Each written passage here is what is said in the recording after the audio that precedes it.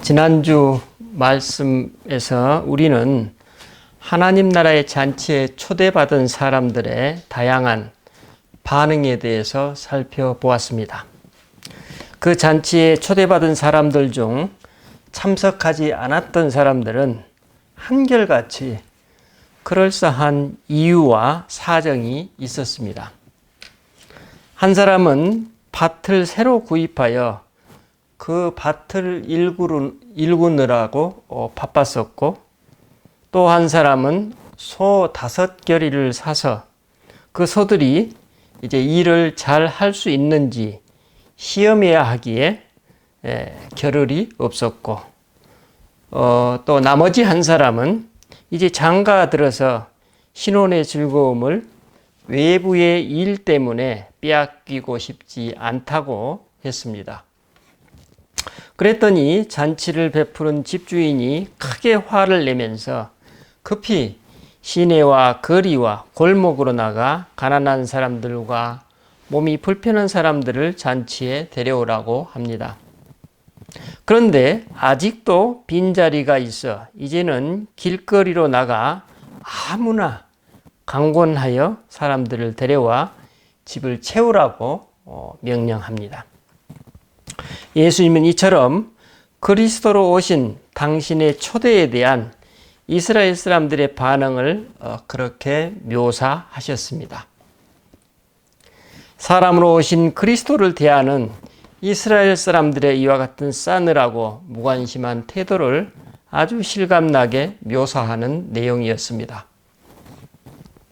오늘 본문은 바로 이런 정서적 맥락에서 예수님이 당신을 따르는 대중들을 향해 선포하시는 말씀입니다.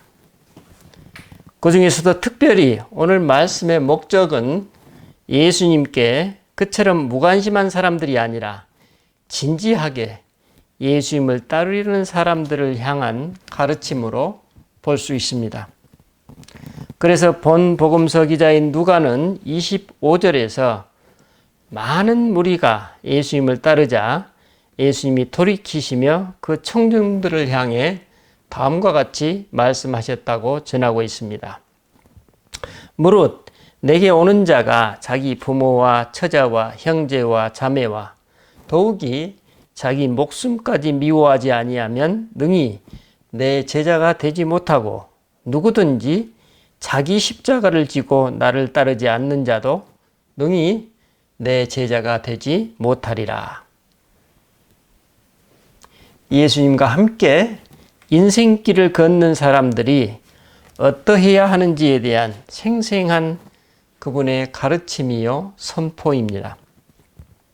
그래서 누가는 수많은 무리가 함께 갈새라는 의미심장한 글귀를 사용하면서 동시에 돌이키사라는 동사를 사용하여서 예수님의 이 가르침이 당신을 따르려는 사람들을 향한 얼마나 깊고 깊은 숙고에서 나온 작심 발언인지, 얼마나 심각한 상황에서의 절박한 호소인지 짐작할 수 있습니다.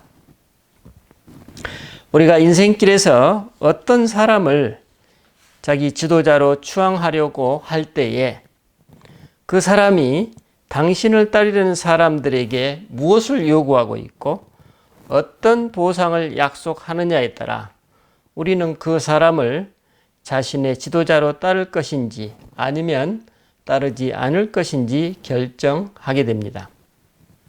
이런 관점에서 제자도에 관한 오늘 본문의 내용은 일반적인 지도자들의 슬로건에 비하면, 특별히 정치 지도자들이나 경제 지도자들의 슬로건에 비하면 너무나도 파격적이어서 오히려 당신을 따르려는 사람들을 혼란스럽게 만들고 있을 정도입니다. 무릇 내게 오는 자가 자기 부모와 처자와 형제와 자매와 더욱이 자기 목숨까지 미워하지 아니하면 능히 내 제자가 될 수 없다.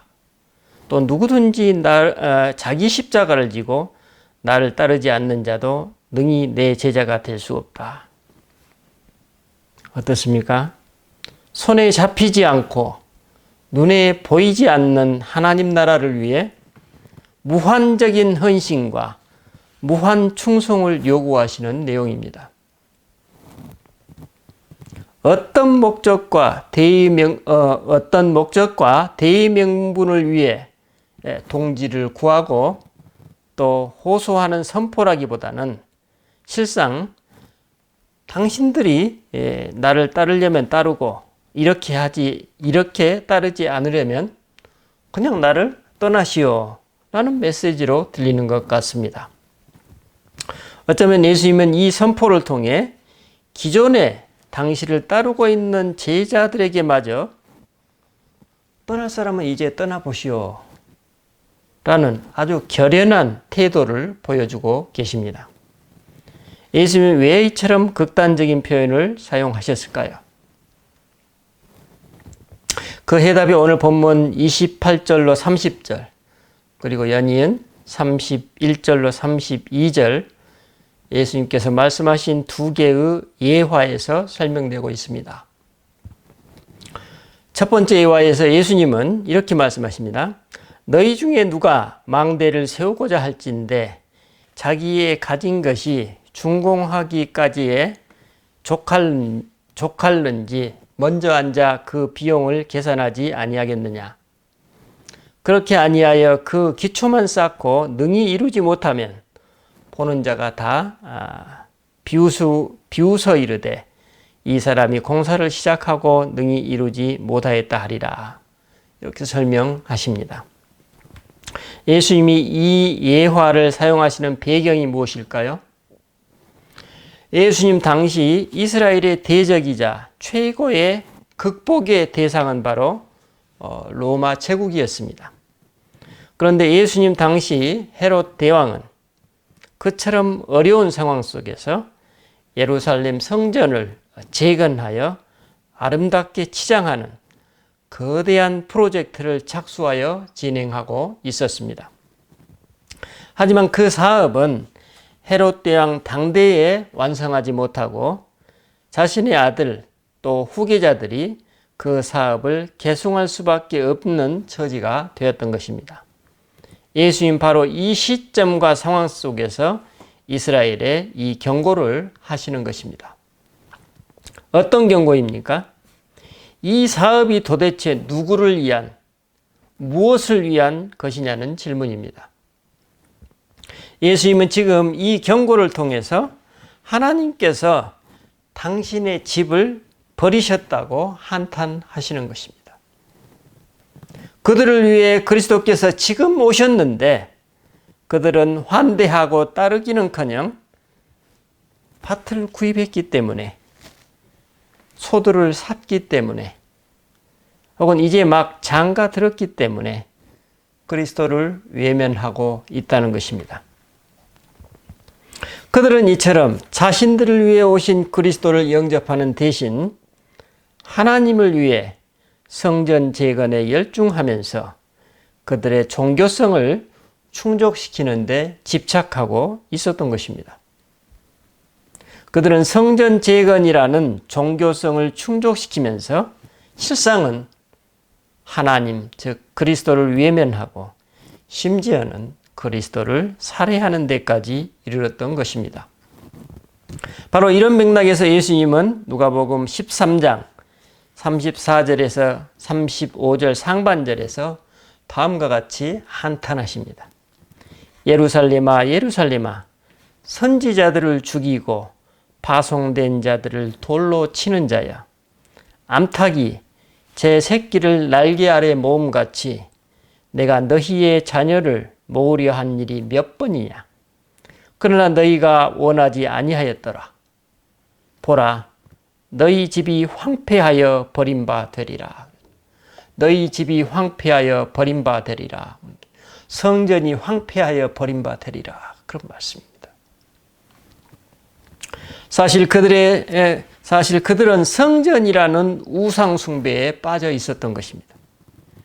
예수님은 바로 이처럼 종교성이라는 우상 숭배에 빠져 있는 이스라엘을 향해 극약 처방을 내리십니다. 나를 따르려거든 자기 가족은 물론이거니와 자기 자신까지도 부인할 수 있어야 한다는 메시지입니다. 그리고 여기서 그치지 않으시고 자신을 부인할 뿐만 아니라 자기 십자가를 자신이 지고 따르라는 것입니다. 무슨 말씀인가요? 나에게 뭔가를 바라거나 기대하지 말고 당신 스스로 나를 따르는 위험을 감수하라는 것입니다. 이렇게 따르는 사람이 곧 나의 제자라는 것입니다. 여러분, 이 세상에 어디에 이런 지도자가 있을까요? 예수님은 왜 이렇게 말씀하셨을까요? 이 정도까지 각오하지 않으면 그만큼 유대 종교성이라는 우상 숭배에서 빠져나오기가 어렵다는 의미일 것입니다. 그만큼 이스라엘 사람들이 뼛속 깊숙이까지 우상 숭배의 늪에 깊이 빠져 있다는 메시지일 것입니다. 이 종교성이라는 우상 숭배를 극복하려면 성전 건축이라는 환상, 즉 지금 보이는 것, 만져지는 것, 감각에 만족을 주는 것들을 끊어내야만 하는 고통을 우회해서 혹은 건너뛸 수 없다는 것입니다. 오늘날 용어를 빌리자면 하나님 직면을 회피하기 위해서 성전 건축에만 열을 올리고 그에 걸맞게 먼저 당신들의 영적 열을 올리지 말고 그에 걸맞게 먼저 당신들의 영적 성숙을 이루라는 말씀입니다. 하지만 당시 헤롯 대왕을 비롯한 이스라엘 지도층은 예수님의 이 메시지에는 눈 감으면서 대신 누가 봐도 신앙을 인정할 수밖에 없는 성전 재건을 통해서 자신들의 종교성을 과시하고 있었습니다. 하지만 이런 외견적 신앙이 하나님 나라에 어떤 유효성이 있습니까? 그들은 왜 이런 종교성에 빠질 수밖에 없었을까요? 그것은 외견적으로 보이는 신앙 행위가 종교성의 발로인지 아니면 깊은 신앙의 발로인지 분별할 수 있는 사람은 오직 그 사람 자신이기 때문입니다. 그 어느 누구도 외적으로 보이는 그 한 사람의 신앙을 가짜라고 트집 잡기는 어렵기 때문입니다. 하지만 예수님 당시 진정 건축을 행한 그들의 영적 상태는 어떠했을까요? 그들은 이스라엘 전체의 앞날을 염려하고 대비하고 준비하며 헌신하는 것이 아니라 로마 황제의 권력에 기대어 백성들이 아니라 자신들의 안위가 늘 우선이었던 것입니다. 이스라엘 지도층이 이런 영적 상태라면 이것이야말로 그 비용을 계산하지 않고 공사를 착공하는 어리석은 모습과 같다는 예수님의 비판입니다. 눈에 보이는 종교성이라는 우상 대신 하나님과 당신의 나라를 위해 진정 자기 생명을 거는 존재와 삶의 개벽이 필요하다는 메시지입니다. 그 개벽의 삶을 사는 사람들은 자기 십자가를 자기가 지고 자신은 물론이고 가족들까지도 부인하는 삶에 도전할 각오가 된 사람들을 말합니다. 예수님의 이 말씀대로 헤롯 대왕에 의해 기원전 19년경에 증축이 시작된 이 예루살렘 성전은 헤롯이 그 완공을 보지 못하고 기원 후 63년이 되어서야 완공되었다고 합니다. 이렇게 오랜 세월 이스라엘 온 백성들의 고혈을 짜내 겨우 완공된 이 성전은 고작 완공 7년 만에 로마군의 티투스 장군에 의해서 완전히 파괴되어 버렸습니다. 로마 제국은 이스라엘의 재봉기를 막기 위해서 그들의 영적, 정신적 구심점으로 보이는 예루살렘 성전을 아예 없애버렸던 것입니다. 눈에 보이는 종교성이 아니라 그들의 영성이 본질적으로 가장 중요하다는 메시지입니다. 자, 이제 두 번째 예화를 살펴보십시다. 본문 31절로 32절 말씀입니다. 또 어떤 임금이 다른 임금과 싸우려 갈 때에 먼저 앉아 1만 명으로서 저 2만 명을 거느리고 오는 자를 대적할 수 있을까 헤아리지 아니하겠느냐. 만일 못할 터이면 그가 아직 멀리 있을 때에 사신을 보내어 화친을 정할지니라. 좀 전에 말씀드린 대로 예수님 당시 이스라엘에게 있어 가장 큰 대적은 자신들을 지배하고 있는 로마 제국이었습니다.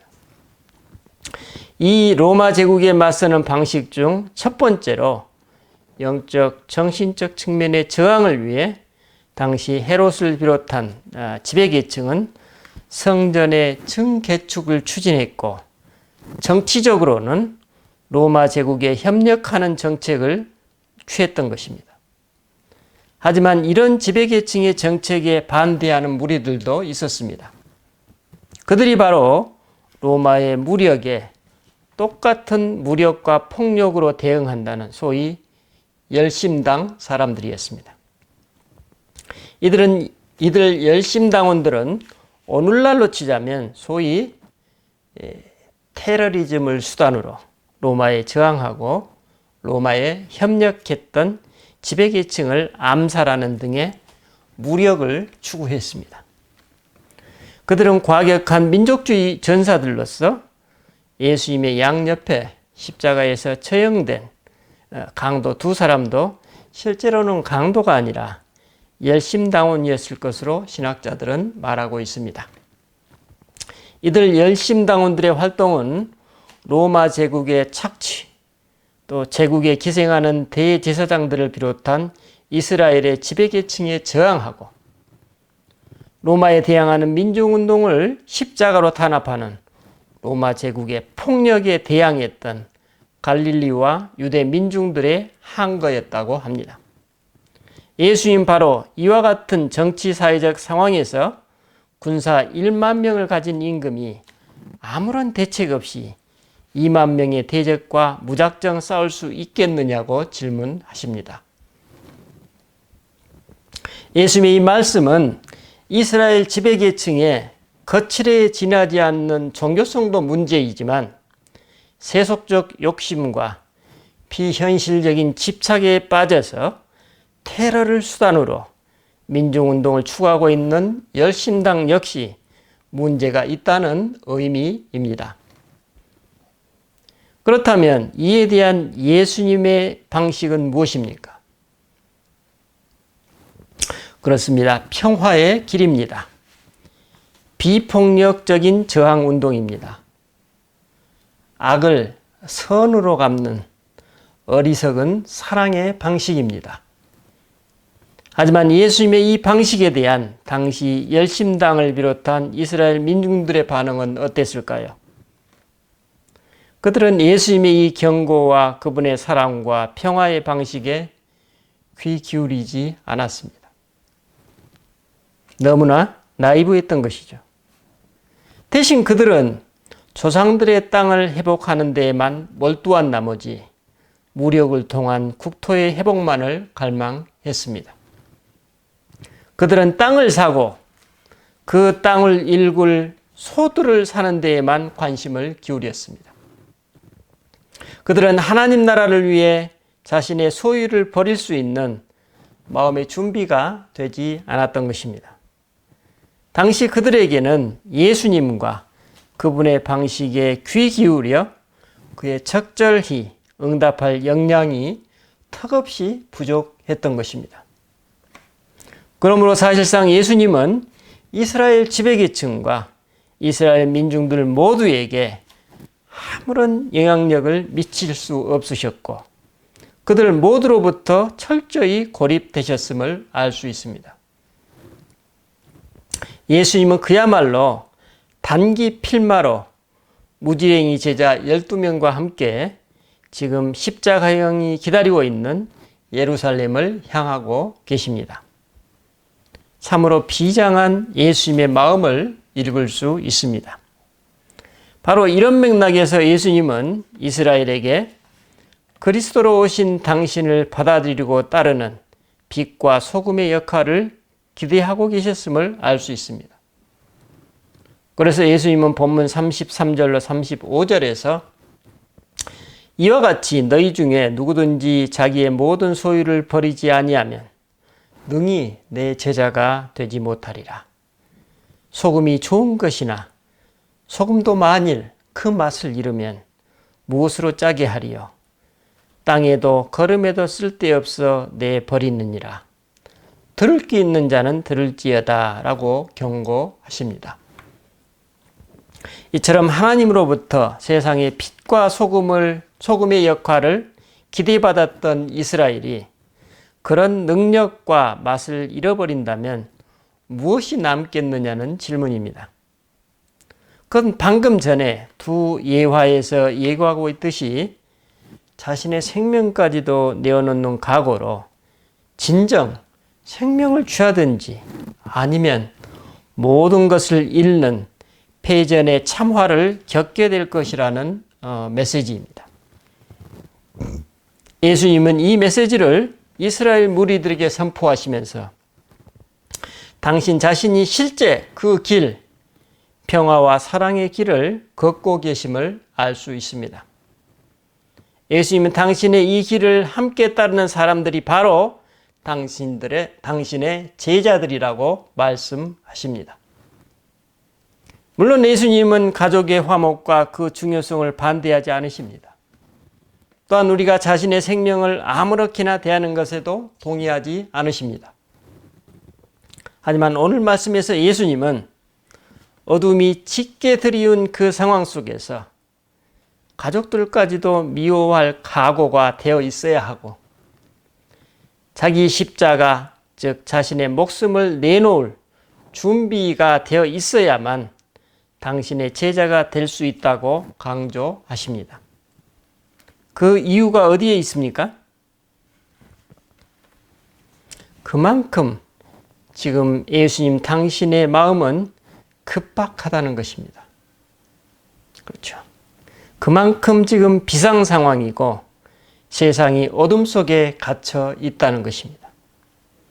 언제든지 자신의 모든 것을 하나님 나라에 걸 각오와 준비가 되어 있어야만 그 사람이 진정 자유로운 하나님 나라의 자녀로서 하나님과 그분 나라를 소유할 수 있다는 메시지입니다.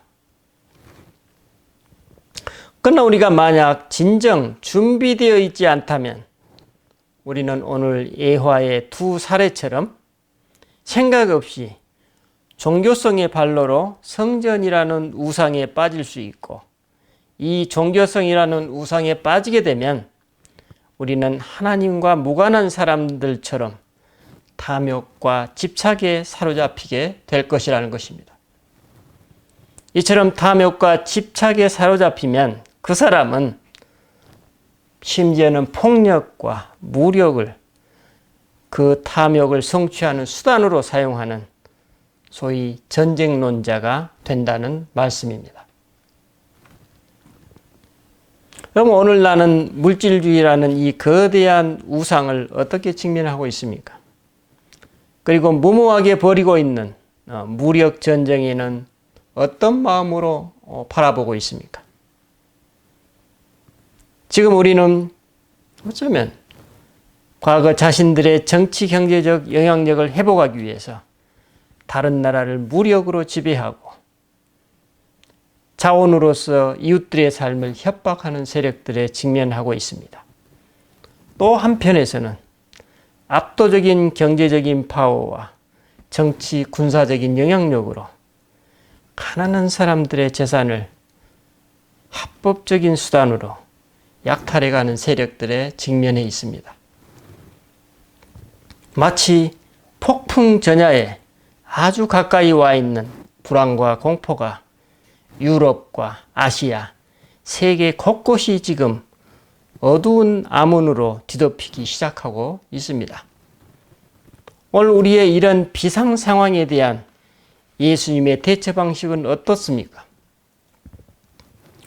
예수님께는 성도가 고통과 아픔을 겪고 있는 모든 순간순간이 비상 상황입니다. 왜냐하면 우리의 그 고통과 아픔과 혼돈을 당신도 함께 겪으시기 때문입니다. 그래서 그분은 위대하고 큰 일을 이룰 권력자만을 주목하는 것이 아니라 자신의 자리에서 빛을 발하고 삶 속에서 소금 맛을 내는 우리 한 사람 한 사람에 주목하십니다. 그 한 사람은 소소한 일상 속에서 하나님과 하나님 나라를 위해 심지어 가족과 자기 자신까지도 내어놓을 각오가 되어 있고 자기 십자가를 스스로 걸머질 준비가 된 사람. 다시 말하면 내 자신에게 가장 소중한 것과 기꺼이 작별할 각오가 되어 있는 사람. 다른 사람들이 어찌하든지 희망과 평화의 복음을 품고 하나님 나라를 지금 이 자리에서 놓치지 않는 그 한 사람이라는 예수님의 메시지입니다. 바로 그 한 사람의 모델이 지금 십자가를 걸머지기 위해 예루살렘으로 가고 계신다고 누가가 묘사하고 있습니다. 여러분, 그리고 우리가 알고 있듯이 바로 그 한 사람이 불과 270여 년 만에 그 거대했던 난공불락의 로마 제국을 완전히 소유해버리는 역사적 사실을 우리가 알고 있습니다. 기도하십시다. 주님, 오늘 우리 자신을 돌아봅니다. 오늘 나는 일상의 삶에서 주님의 부르심에 얼마나 진지하게 응답하고 있는지요. 세상은 지금 탐욕과 갈등으로 혼돈과 무질서 속에 휩싸여 있습니다. 사람들은 어디에 내 자신을 의탁해야 할지, 어떤 가치를 따를 것인지 질문하고 있습니다. 이런 우리들을 향해 오늘 주님이 너희는 이 세상의 빛과 소금으로 부름받았다고 다시금 일깨워 주십니다. 주님, 우리가 그 한 사람이 되는 복을 누리게 하옵소서. 감사드리고 우리 주 예수 그리스도 이름으로 기도드립니다. 아멘.